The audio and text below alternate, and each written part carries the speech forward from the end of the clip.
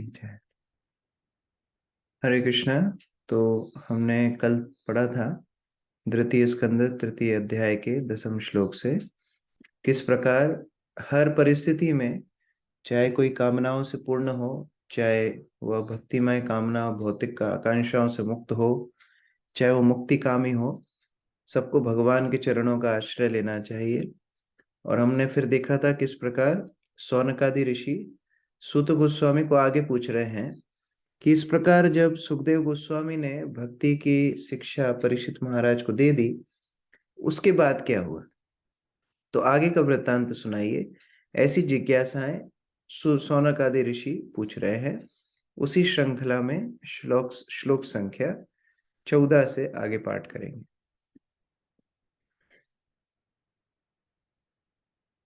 एतश्रु शुश्रूषतां विद्वन् सूतो no ऋषि भाषितुं कथा हरि कथोदर्का सतां स्यो सदाशि ध्रुवम।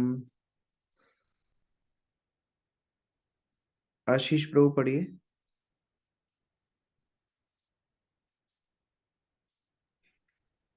हरे कृष्ण प्रभु जी, दंडवत प्रणाम।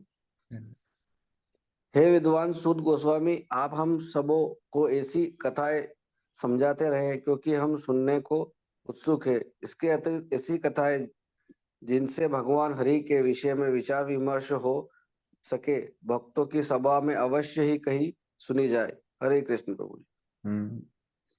तो इस प्रकार भगवान की कथा सुनने के लिए उत्सुकता बता रहे हैं कि कैसे भक्त जब मिलते हैं तो क्या कहना चाहिए, क्या सुनना चाहिए, भगवान के विषय में चर्चा होनी चाहिए। जब दो भक्त मिलते हैं तो उनके बीच बीच में चर्चा भगवान संबंधी ही होनी चाहिए। तो बोल रहे हैं कि आगे की कथा हमको सुनाइए, हम लोग सुनने के लिए बहुत उत्सुक हैं। अमित प्रभु तात्पर्य पढ़िए। अमित प्रभु। हरे कृष्ण प्रभु, दंडवत प्रणाम। जैसा कि हम श्रील रूप गोस्वामी कृत भक्ति रसामृत सिंधु से पहले उद्वत कर चुके हैं कि यदि सांसारिक वस्तुओं को भी भगवान श्री कृष्ण की सेवा से जोड़ दी जाती है तो वे दिव्य बन जाती हैं। उदाहरण था रामायण तथा महाभारत जैसे महाकाव्य भी, जो कि विशेष रूप से कम बुद्धिमान वर्ग के लिए स्त्रियों, शूद्रों तथा द्विज बंधुओं संस्तुत किए जाते हैं, वैदिक साहित्य के रूप में स्वीकार किए जाते हैं, क्योंकि उनका संकलन श्री भगवान के कार्यकलापों के संबंध में किया गया है। महाभारत का स्वीकार 5वें वेद के रूप में किया जाता है। अन्य 4 विभाग हैं साम, यजुर, ऋग तथा अर्थव। अल्पज्ञानी लोग महाभारत को वेदों का अंग, वेदांग नहीं मानते, लेकिन महर्षि तथा आचार्य इसे 5वें वेद के रूप में स्वीकार करते हैं। श्री भगवद गीता भी महाभारत का एक अंश है और यह अल्पज्ञ लोगों के लिए श्री भगवान के उपदेशों से परिपूर्ण है। कुछ मंद बुद्धि लोग यह कहते हैं कि श्री भगवद गीता गृहस्थों के लिए नहीं है, लेकिन ऐसे विमूढ़ लोग यह भूल जाते हैं कि इसी श्री भगवद गीता का उपदेश अर्जुन को दिया गया था, जो गृहस्थ था, और यह उपदेश श्री भगवान द्वारा कहा गया था, जो स्वयं भी गृहस्थ की भूमिका में थे। अतएव यद्यपि श्री भगवद गीता में वैदिक विद्या का उच्च दर्शन पाया जाता है, तो भी यह दिव्य विज्ञान के नौसिखियों के लिए है और श्री भागवतम स्नातकों तथा स्नातकोत्तरों के लिए है। अर्थात महाभारत, पुराण तथा अन्य ऐसे ही ग्रंथ जो श्री भगवान की लीलाओं से ओतप्रोत हैं, सभी दिव्य ग्रंथ हैं और उनकी व्याख्यान महान भक्तों के समाज में अत्यंत श्रद्धापूर्वक की जानी चाहिए। कठिनाई तो यह है कि जब ऐसे साहित्य व्यावसायिक आदमियों द्वारा कहा जाता है तो यह इतिहास या महाकाव्यों की तरह संसारी साहित्य लगता है, क्योंकि इसमें अनेक तो यहाँ ऐतिहासिक पर तथ्य। शिल प्रभुपाद बता रहे हैं भक्ति रसामृत सिंधु से कि जिस वस्तु को कृष्ण से जोड़ दिया जाए वह आध्यात्मिक हो जाती है। जैसे अभी हम मोबाइल फोन, इंटरनेट इत्यादि यूज कर रहे हैं भागवत पढ़ने के लिए, तो ये आध्यात्मिक हो गई। तो ऐसे साहित्य जिसमें कृष्ण के बारे में वर्णन हो, वो कैसे भौतिक हो सकते हैं। ये विचारधारा गलत है कि केवल वेद प्रमाणिक हैं, महाभारत इत्यादि प्रमाणित नहीं है, यह बुक हम एक्सेप्ट करेंगे, ये वाली बुक हम एक्सेप्ट नहीं करेंगे। ये गलत भावना है। जहां भी परंपरा में प्रमाणित भगवत ज्ञान मिल रहा हो वह सारे ग्रंथ आध्यात्मिक है। अब इसका दूसरा पहलू क्या है।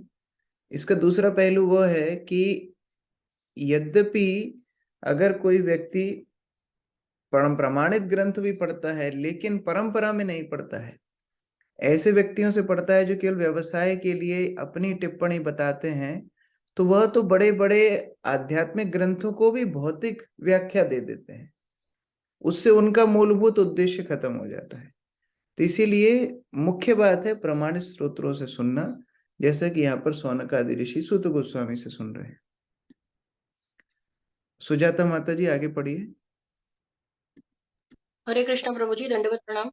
कठिनाई तो यह है कि जब ऐसा साहित्य व्यावसायिक आदमियों द्वारा कहा जाता है तो यह इतिहास या महाकाव्यों की तरह संसारी साहित्य लगता है, क्योंकि इसमें अनेक ऐतिहासिक तथ्य तथा आंकड़े रहते हैं। इसलिए यह कहा गया है कि ऐसे साहित्य की व्याख्या भक्तों के समाज में की जाए।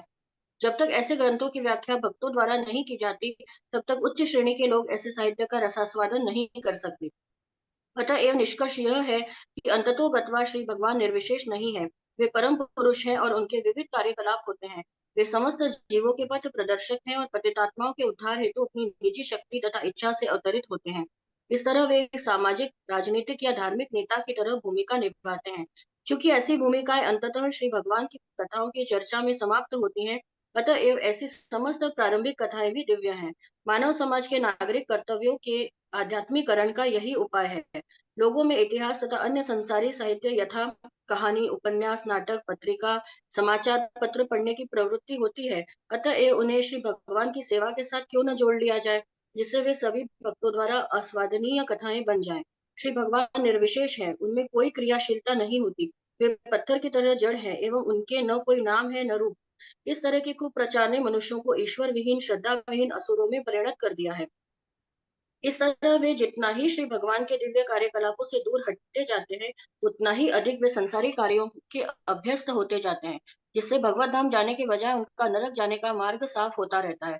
श्रीमद् भागवतम पांडवों के इतिहास आवश्यक राजनीति तथा सामाजिक कार्यों से युग से प्रारंभ होता है, तो भी यह परमहंस संहिता अथवा सर्वश्रेष्ठ योगी के लिए निर्मित वैदिक साहित्य कहलाता है और इसमें परम ज्ञानम अर्थात सर्वोच्च दिव्य ज्ञान का वर्णन मिलता है।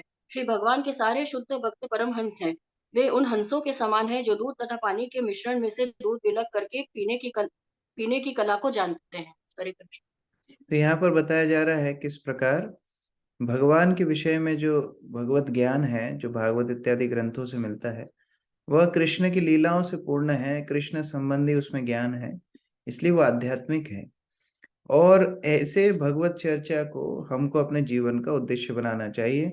जितना हम भगवान की लीलाओं से, भगवान की कथा से दूर होंगे, उतना ही जीवन आसुरिक बन जाएगा। तो अभी प्रश्न ये हो सकता है कि अच्छा, कथा तो बहुत सारी है, फिर परीक्षित की कथा सुनने में इतनी रुचि क्यों है? तो 15वें श्लोक में आगे बता रहे हैं कि हमको परीक्षित के विषय में ज्यादा उत्सुकता इसलिए है क्योंकि सा वै भागवतो राजा पांडवेभ्यो महारथा बाल क्रीडा न कई क्रीडान कृष्ण क्रीडान जाददे। ये बचपन से ही भगवान का शुद्ध भक्त है, यह नित्य सिद्ध भक्त है। बसंत प्रभु पढ़िए। हरे कृष्णा प्रभु जी, धन्यवाद प्रणाम।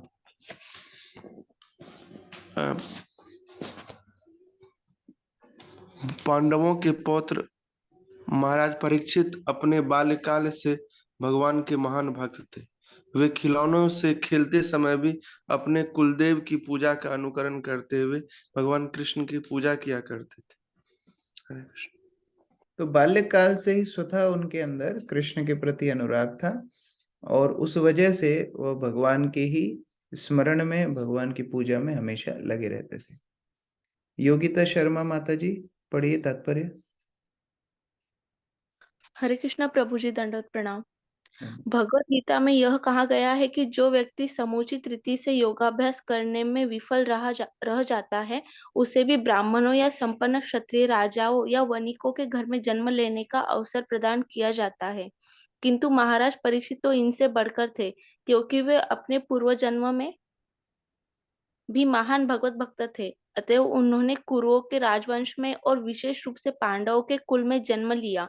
अतः उन्हें बचपन से ही अपने परिवार में भगवान कृष्ण की भक्ति से भली भांति परिचित होने का अवसर प्राप्त हुआ। सारे पांडव स्वयं भगवान के भक्त होने के कारण राजमहल के कुल देवता का सम्मान करते थे। सौभाग्यवश ऐसे परिवारों में जन्म लेने वाले बालक अपने बाल्यकाल के खेलों में भी ऐसी देव पूजा का अनुसरण करते हैं। भगवान श्री कृष्ण की कृपा से हमें भी एक वैष्णव कुल में जन्म लेने का सौभाग्य प्राप्त हुआ और हमने अपने पिता का अनुकरण करते हुए बचपन में भगवान कृष्ण की पूजा का अनुसरण किया। हमारे पिता हमें सभी उत्सव मनाने के लिए प्रोत्साहित करते रहे, चाहे वह रथ यात्रा हो या डोल यात्रा, और हम बालकों को तथा हमारे मित्रों को प्रसाद वितरण करने में खुले दिल से धन भी व्यय करते रहे। हमारे गुरु भी वैष्णव कुल में उत्पन्न हुए थे और उन्हें अपने महान वैष्णव पिता ठाकुर भक्ति विनोद से सारा प्रोत्साहन प्राप्त होता रहा। सारे भाग्यशाली वैष्णव परिवारों में ऐसा ही होता है। सुप्रसिद्ध मीराबाई गोवर्धन धारी भगवान कृष्ण की महान भक्तिन थी। ऐसे भक्तों का यहाँ जीवन पर हरे यहाँ कृष्ण। पर बता रहे हैं किस प्रकार जो योगी पिछले जन्म में योग भ्रष्ट हो जाते हैं, ऐसा गीता में बताया है, वो अगले जीवन में या तो धनाढ्य परिवार में या ब्राह्मण कुल में जन्म लेते हैं।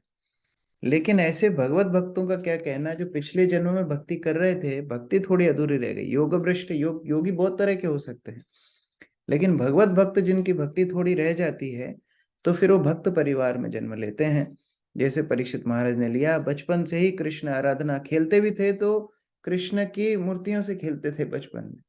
तो इस प्रकार का अनुभव श्रील प्रभुपाद अपने जन्म का भी बता रहे हैं कि वो भी ऐसे ही कृष्ण भक्त परिवार में जन्म लिए और बचपन से ही भगवान की आराधना करना, विग्रहों की सेवा करना और रथ यात्रा इत्यादि उत्सवों को मनाना, तो बाल्यकाल से ही 4-5 वर्ष की आयु से इस तरह प्रभुपाद सब उत्सव करते थे। इसी तरह श्रील भक्ति सिद्धांत सरस्वती जो प्रभुपाद के गुरु महाराज हैं, उनका जीवन भी इसी तरह था।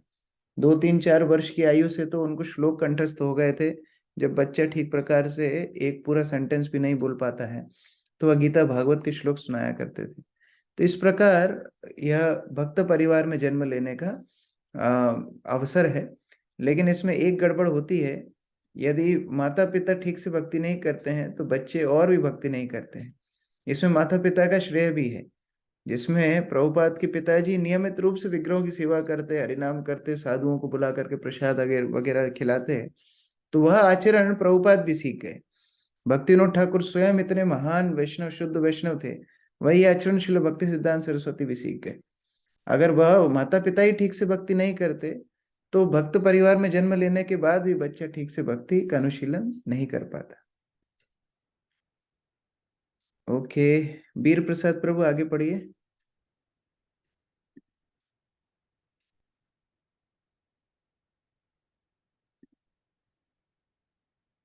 वीर प्रसाद प्रभु नहीं है।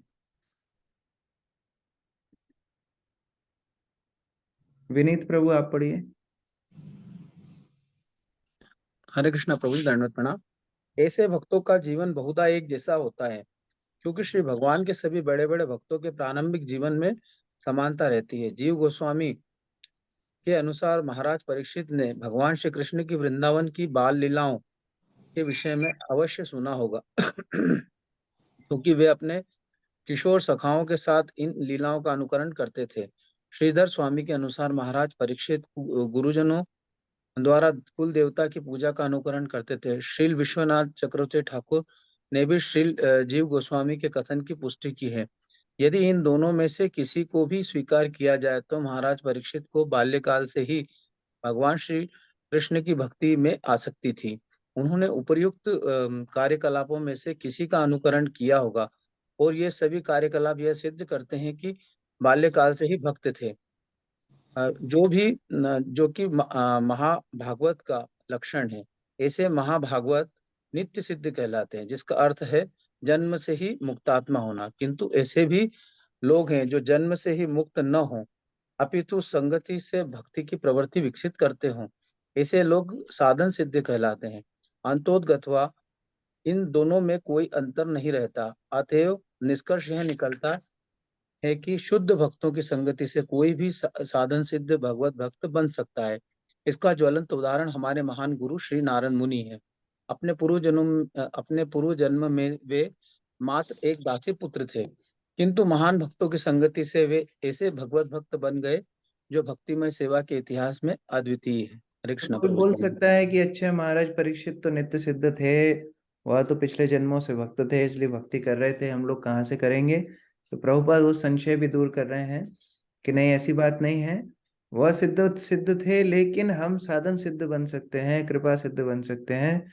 गुरु वैष्णव के आदेशों को पालन करके जब हम उनका संग करते हैं, सेवा करते हैं, तो उससे भी हम वैष्णव पद पर आ सकते हैं। जैसे नारद मुनि स्वयं आए, हमने पिछले स्कंद में उनका उदाहरण पढ़ा था, कैसे पूर्व जन्म में उन्होंने 4 भक्ति वेदांतों की सेवा की और उसके बल पर वो अगले जन्म में नारद मुनि बने। वैयासकिश्च भगवान वासुदेवा परायण उरुगाय गुणोद्धारा सताम सूर्यो ही समागमे। योगिता वाघ माता जी पढ़िए।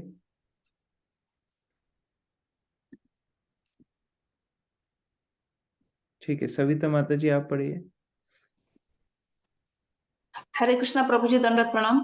व्यास पुत्र सुखदेव गोस्वामी दिव्य ज्ञान से पूर्ण भी थे और वसुदेव पुत्र भगवान श्री कृष्ण के महान भक्त भी थे। अतएव भगवान कृष्ण विषयक चर्चाएं आवश्यक चलती रही होगी, क्योंकि बड़े बड़े दार्शनिकों द्वारा तथा महान भक्तों की सभा में कृष्ण के गुणों का बखान होता ही रहता है। हरे कृष्णा। तो इस प्रकार बचपन से खेलते तो थे ही भगवान की मूर्ति इत्यादि से, लेकिन भगवत कथा भी सुनते रहते थे, क्योंकि पांडवों के घर में हमेशा ही कृष्ण कथा चलती रहती थी। तो इस प्रकार से उनके जीवन में हमेशा ही कृष्ण कथा सुनने का अवसर उनको मिलता रहता था। और सुखदेव गोस्वामी जो कथा बोल रहे हैं, वह भी ऐसे ही तो परिवार से थे। वह व्यासदेव के पुत्र हैं, जो फिर भगवान श्री कृष्ण के महान भक्त हैं।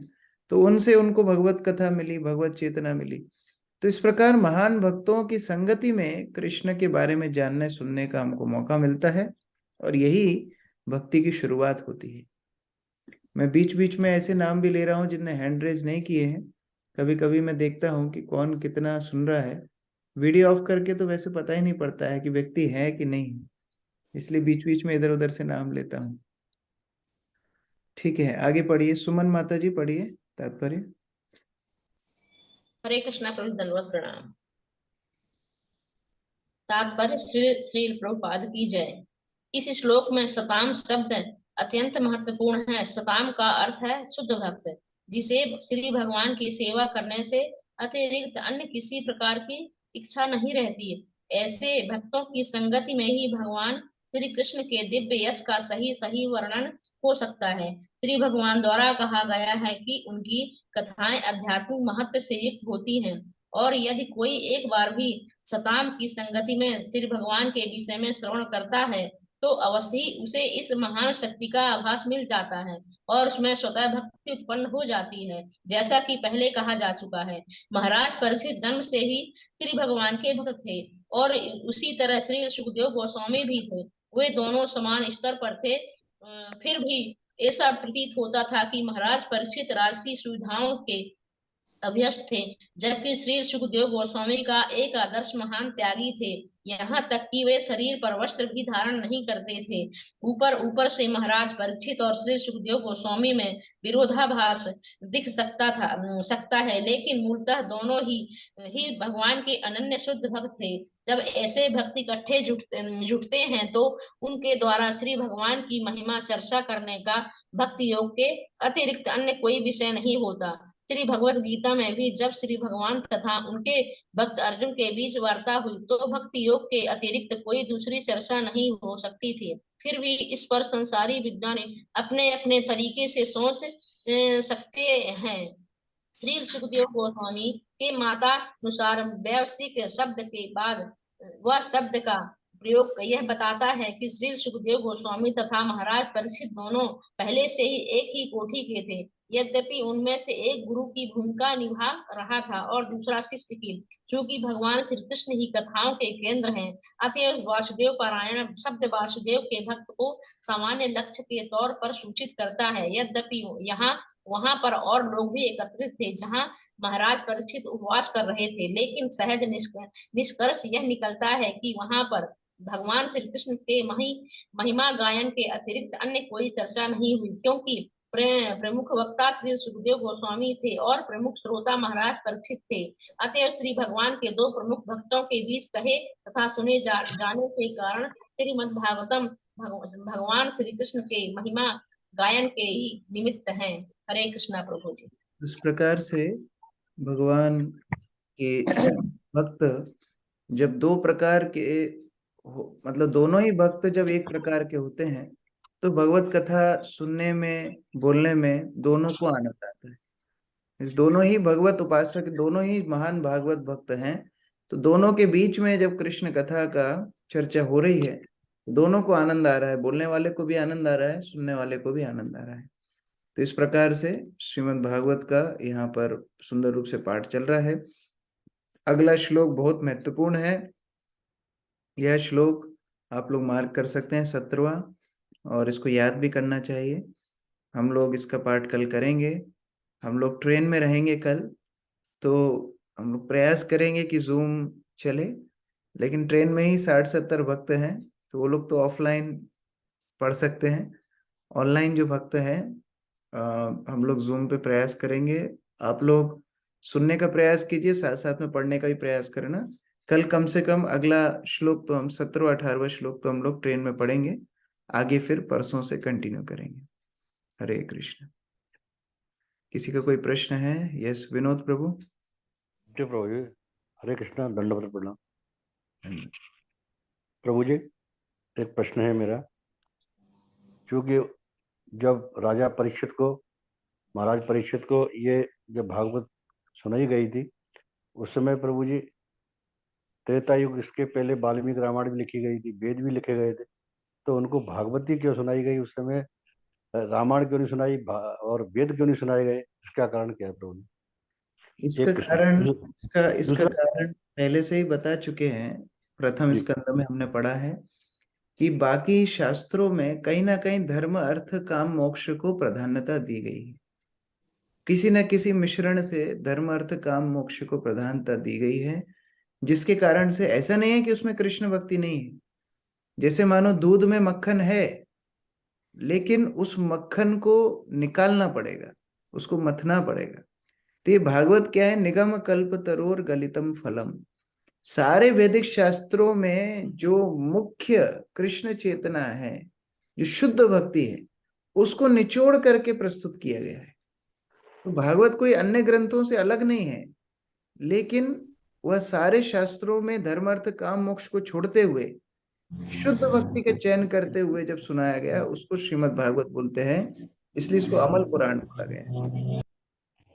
ठीक है। दूसरा प्रश्न यह है प्रभु जी, जैसे हमारे कृष्ण भावनामृत संघ कभी किसी भी वैष्णव संप्रदाय की बुराई नहीं करता है, पर हमारे इस्कॉन के संबंध में विभिन्न तरह के जो लोगों की धारणा, गलत धारणा प्रस्तुत की जाती है, और वो भी वैष्णव संप्रदाय के द्वारा, तो ये थोड़ा सा खिन्नता लगती है, क्योंकि हमारा संघ हमें नहीं सिखाता किसी की बुराई करें। ये अभी नहीं है, ये नई बात नहीं है, ये हमेशा से ही चलता आ रहा है। जब चैतन्य महाप्रभु स्वयं ये धराधाम पे थे तो कई लोगों ने उनका विरोध किया। जब आप चैतन्य महाप्रभु को छोड़ दीजिए, जब स्वयं श्री कृष्ण धराधाम पर थे तभी दंत वक्र, शिशुपाल इत्यादि कितने लोगों ने भगवान का विरोध किया। उसके बाद भक्ति सिद्धांत सरस्वती, भक्ति विनोद ठाकुर, शिल प्रभुपाद इत्यादि जब प्रचार करते थे तब भी बड़ा विरोध हुआ, और अभी भी विरोध हो रहा है। तो ये विरोध किसका सूचक है? विरोध इसका सूचक है कि इस्कॉन का प्रचार आगे बढ़ रहा है। मानो इस्कॉन प्रचार ही नहीं करता तो विरोध कौन करता है? वो सब चुपचाप बैठे होते हैं।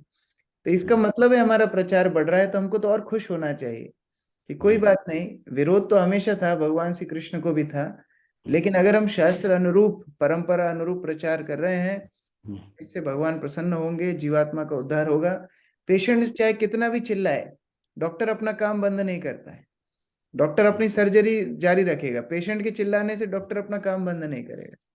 उसी तरह भक्त लोगों को पता है जीवात्मा कृष्ण से अलग होकर के ये भौतिक संसार में तड़प रही है, और एकमात्र इस जीवात्मा की मदद हो सकती है कृष्ण चेतना की वृद्धि से।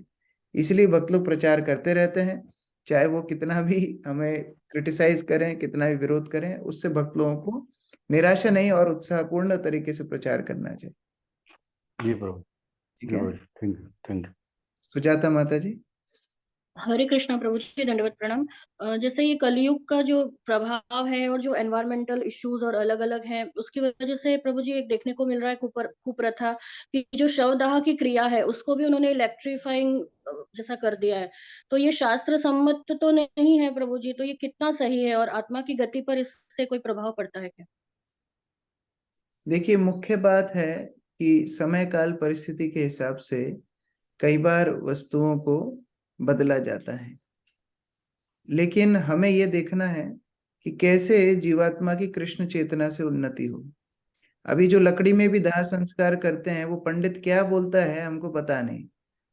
अभी जी उनको जी हम ठीक प्रकार से उनकी रिकॉर्डिंग लेके आएंगे घर पे और सुनने का प्रयास करेंगे, क्या मंत्र उसने बोले उसकी गारंटी नहीं है। तो इस प्रकार से हमारा प्रयास तो हमको करना चाहिए, उसमें तो कोई दो राय नहीं है कि जितना वैदिक अनुष्ठान शास्त्रों में बताया उनके अनुसार करना चाहिए। लेकिन समय काल परिस्थिति, जैसे हम विदेशों में भी जाते हैं, विदेशों में उस तरह से अनुमति नहीं है, तो फिर उन लोगों को उस तरह दाह संस्कार करना पड़ता है। लेकिन वह ये सुनिश्चित करते हैं कि वह हरि नाम करें, उनके लिए गीता भागवत का पाठ करें, उनको जी महाप्रसाद इत्यादि तुलसी इत्यादि से स्पर्श कराएं। तो यथासंभव जो वस्तुएं हैं उनको हमको करना चाहिए। मुख्य बात इसलिए है मरने के बाद की इंतजार हम ना करें, जीते जी जी कृष्ण भावनामय हो जाए। तो ऐसे व्यक्ति के लिए यदि शरीर की कोई क्रिया ना भी हो तो चलता है। हम 5वें स्कंद में पढ़ेंगे, भगवान ऋषभ देव जंगल में गए, जंगल की अग्नि में उनका देहांत हो गया, तो उनका कोई दाह संस्कार नहीं हुआ, कोई अंतिम क्रिया नहीं हुई, लेकिन क्या डाउट है कि वो भगवत धाम गए? नहीं नहीं। प्रकार से जीते जी कृष्ण भावना में हमको बढ़ना है। फिर मरते जी जी समय हमारे शरीर के साथ क्या होगा, कौन सा पंडित बुलाएंगे, क्या करेंगे लोग, उसकी गारंटी हम कैसे ले सकते हैं? तो इसलिए जीते सही। जी भगवत कथा, भगवत नाम, इसमें आश्रय लेते हुए अपना जीवन निकालना चाहिए। मरने के बाद शरीर का फिर जो होगा वह दूसरों के ऊपर छोड़ देते हैं। जी प्रभु जी, थैंक यू सो मच। हरे कृष्ण।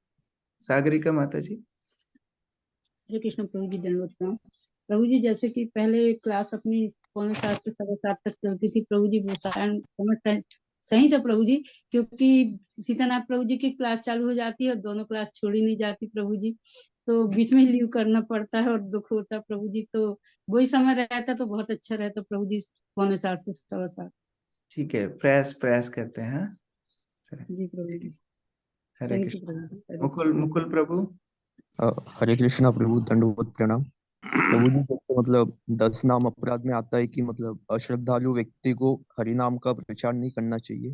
और जैसे मतलब चैतन्य महाप्रभु और नित्यानंद प्रभु ने जगाई मगाई को प्रचार किया था, तो मतलब वो भी तो मतलब अश्रद्धालु थे। उन्होंने नियम तोड़ के प्रचार किया, इसीलिए वो महावदन्य है, महाकरुणावान है। जैसे मान लीजिए आपके यहाँ कोई जॉब करता है, कोई नौकरी करता है, अगर वो पूरे महीने में 30 के 30 दिन आएगा तो आप पूरा सैलरी देंगे। मानो एक भी दिन वो आया ही नहीं है और फिर भी आपने पूरी सैलरी उसको दे दी, इसका मतलब क्या है? आप बहुत बड़े दानी हैं। उसी प्रकार चैतन्य महाप्रभु नित्यानंद प्रभु को महावदन्य बोला गया है, क्योंकि वो योग्यता का विचार नहीं करते। ठीक है, तुम अश्रद्धालु हो, हमें अपराध लगेगा ना, हम अपराध लेंगे, लेकिन आपको हरि नाम देंगे, इसलिए वो महावदन्य है। अब अगर हमारी ऐसी क्षमता हो तो भक्त लोग ऐसी रिस्क लेके प्रचार करते हैं, लेकिन अगर वह पचाने की क्षमता नहीं है तो फिर हम लोग उस अपराध से बचने का कोशिश करते हैं कि हम लोग किसी वरिष्ठ वैष्णव के मार्गदर्शन में अपना प्रचार कार्य करें और इस प्रकार के रिस्क ना लें। लेकिन अगर हाँ, शुद्ध वैष्णव, महाभागवत वैष्णव, जिनको इन अपराधों का कोई स्पर्श नहीं होता, वो इस प्रकार की रिस्क लेकर भी आगे बढ़ जाते हैं और जीवात्मा का उद्धार करने के लिए वही अपराध को भी झेल लेते हैं। ठीक है जी जी, हरे कृष्ण। जय प्रभु। हरे कृष्ण हरे प्रभु, कृष्ण। दंडवत प्रणाम। हरे कृष्ण। हरे कृष्ण प्रभु जी, दंडवत प्रणाम। प्रभु जी, मृत्यु के बाद जैसे बॉडी के कुछ पार्ट्स को दान कर दिया जाता है, जैसे आंखें हैं या किडनी है, तो इसका भी शास्त्रों में ऐसा उल्लेख आता है या ऐसा करना नहीं चाहिए? हाँ देखिए, शरीर, इसमें दो बातें हैं। एक तो शरीर का कोई अंग यदि पीछे छूट जाता है तो उससे जीवात्मा की आसक्ति होती है, एक तो वो बात है। और दूसरी बात है, थोड़ा सा पचाने में मुश्किल होगी लेकिन फिर भी सुनना चाहिए देखिए, कोई व्यक्ति, कोई जीवात्मा को उस प्रकार का शरीर मिला है जिसमें कोई अंग की हानि है या कोई बीमारी है, क्योंकि वो अपने कर्म फल के अनुसार वह शरीर को प्राप्त किया है। अब हम उसके कर्म में हस्तक्षेप करेंगे, उसको आगे जाके अगले जन्म में फिर अंधा बनना पड़ेगा। तो ये कर्म से छेड़खानी करने से उसकी आगे के जीवन और मुश्किल होगी। सबसे बड़ा दान अगर करना है तो कृष्ण भावनामृत का दान करना चाहिए, ये सबसे बड़ा दान है। ठीक है, लोग अपने शारीरिक चेतना पे हैं, इसलिए शारीरिक सुख को ही वह सबसे बड़ा सुख मानते हैं, लेकिन शरीर से बड़ा सुख है आत्मा का सुख। सूरदास, बिल्वमंगल ठाकुर इत्यादि की आंखें नहीं थी, लेकिन क्या उनको एक प्रकार खेद था कि उनकी आंखें नहीं है? वह तो भगवान की भक्ति में हमसे कितने ज्यादा आगे थे। इस प्रकार अनेक अनेक भक्त हैं जिनको शारीरिक व्यवधाएं थी, समस्याएं थी। श्री चैतन्य महाप्रभु जब दक्षिण भारत गए, कुर्म क्षेत्र में एक ब्राह्मण जिसको कोढ़ था, महाप्रभु ने आलिंगन करके उसका कोढ़ ठीक कर दिया। तो वो रोने लगा, महाप्रभु को बोलने लगा, महाप्रभु जब तक मेरे शरीर में कोढ़ था, मेरे अंदर अभिमान नहीं था, मैं कृष्ण भक्ति कर पा रहा था सहज रूप से। अब आपने मेरा कोढ़ ठीक कर दिया, मैं इतना सुंदर हो गया, अभिमानी हो जाऊंगा, तो मेरी कृष्ण भक्ति चली जाएगी। तो इस प्रकार से भक्त का भाव होता है। ठीक है, जो लोग शारीरिक चेतना पे हैं, वो लोग जो काम कर रहे हैं उनके स्तर पे उनको करने दीजिए, लेकिन भक्त लोगों को ये समझ होनी जरूरी है। ठीक है, हरे कृष्ण प्रभु। हरे कृष्ण। यस, बसंत प्रभु। हरे कृष्ण प्रभु जी, धन्यवाद, प्रणाम प्रभु जी। मैं तो बहुत ही ज्यादा ये फील कर रहा हूँ कि मतलब मेरी अच्छी नहीं चल रही है, और प्रश्न पूछने में भी मन में आ रहा है कि मैं उस लायक नहीं हूँ। तो प्रभु जी, ऐसी स्थिति में जब हम खुद की भक्ति, भगवान का नाम अच्छे से नहीं ले पा रहे, जब भी लेने मतलब प्रयास भी करते हैं तो बहुत सारे चैलेंजेज आ रहे हैं। तो प्रभु जी, हम फिर से कई बार होता है कि पता नहीं अब क्या करूं, कैसे करूं, क्या मुझे इसमें सारी ज्ञान सब कुछ, सब लगता है कि सब भूल गया। जैसे जो जब भी बच्चा जब चलना सीखता है तो भूमि पे गिर जाता है, फिर भूमि का ही सहारा लेकर के खड़ा होता है। उसी प्रकार हम भक्ति में बच्चे हैं, भक्ति के अनुशीलन में यदि हम गिरेंगे, फिर भक्ति का ही सहारा लेकर के हमको खड़ा होना है। फिर से नाम जप में अपना ध्यान लगाना है, फिर से शास्त्र इत्यादि पढ़ना है। कठिन होता है, लेकिन प्रयास करना है। यह जीवन जो परीक्षा लेगा वही हमारी अंत समय में गति होगी। अगर जीवन की समस्याओं में हम भगवान को स्मरण करने का अभ्यास करेंगे, तभी अंत समय में स्मरण कर पाएंगे। क्योंकि जीवन की सबसे भीषण अवस्था होती है अंत समय, जब व्यक्ति को अपने पूरे जीवन के कर्म दिखते हैं, यमदूत सामने होते हैं, और अगला गंतव्य उस एक क्षण के ऊपर आधारित होता है कि उस एक क्षण में हमारा भगवत चिंतन कितना होगा। तो उस प्रकार से भक्त को कठिनाइयों में भगवत चिंतन करने का प्रयास करना चाहिए, और धीरे धीरे दोबारा से खड़े होने की कोशिश करना चाहिए, जिससे अंत समय में भगवान को वह विस्मृति ना करे और भगवान को भूल करके पुनः भवबंधन में ना बंध जाए। ठीक है जी जी जी प्रभु जी, थैंक यू प्रभु जी। सुदान प्रभु। हरे कृष्ण प्रभु जी, धन्यवाद। जैसे बसंत बाबू ने अभी पूछा था, ऐसे सिचुएशन मेरा भी अभी कुछ है, यही मैं पूछना चाहता था क्या करना चाहिए। और दूसरा प्रश्न ये है कि जैसे आपने बताया कि भगवान कृष्ण की मूर्ति लेके परीक्षित महाराज खेला करते, तो उस जमाने में भगवान की मूर्ति तैयारी हो गया देखा। हाँ, क्यों द्वापर युग में भगवान की मूर्तियां होती थी, सत्ययुग में नहीं होती थी।